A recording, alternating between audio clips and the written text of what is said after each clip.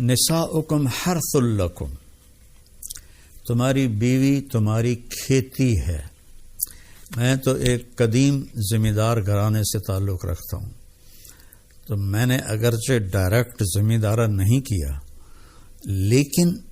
میں جانتا تو ہوں کہ فصل کو کیسے، کھیتی کو کیسے اگایا جاتا ہے اور کیسے اس کو پروان چڑھایا جاتا ہے۔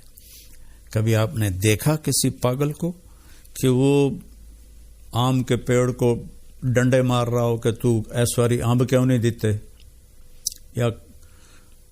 کپاس مکئی کو آگ لگا رہا ہو کہ ادھر چھلی نہیں لگی، ادھر ڈوڈا نہیں لگا۔ کس قدر زمیندار محنت سے فصل کو اگاتا ہے، اور پھر اس میں میاں بیوی میں کھٹبڑ تو ہوتی ہے، یہ جنت میں جا کے ہوگا ٹھیک، یہاں رہے گی، یہاں کھٹبٹ رہے گی، اس لیے جھکنا ہے، ایسا نہیں کرنا، ایسے کرنا ہے۔ تو اس میں گندی بوٹیاں پیدا ہو جاتی ہیں، تو ان گندی بوٹیوں کو نکالنے کے لیے ٹریکٹر کے الگ پتلے ٹائر ہم لگاتے ہیں تاکہ جو کھیتی ہے اس پر ٹائر چڑھ نہ جائے، تو پتلے سے ٹائر ہوتے ہیں، اور پیچھے پتلے باریک حل ہوتے ہیں جو صرف جڑی بوٹیوں کو آرام سے نکال کے باہر پھینک دیتے ہیں، اور جو دو پودوں کے بیچ میں ہوتی ہیں وہ ہم مزدور لے کر وہ کھرپی سے اس کو نکلوا دیتے ہیں۔ تو یہاں بھی کیا خوبصورت تشبیہ ہے، کھیتی کو پیار سے اگایا جاتا ہے،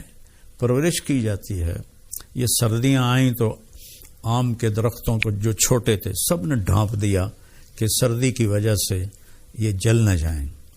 پانی وقت پہ دو، کھاد دو، خشک شاخیں کاٹو، سپرے کرو۔ ابھی ہمارے گھر میں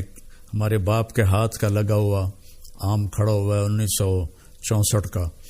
تو وہ جا کے ستمبر اکتوبر میں پھلتا ہے، تو وہ اس کی شاخیں بہت ہو گئی تھیں خراب،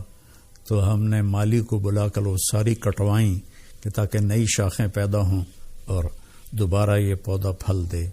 تو جس طرح کھیتی کو آپ کے گھروں میں پھلواڑی ہوگی، پھول ہوگا یا کوئی پودا ہوگا گملے میں ہوگا، آپ کتنا خیال کرتے ہیں، تو ایسا اتنا خیال آپ اپنی بیوی کا کر لیں۔ یہاں تو صرف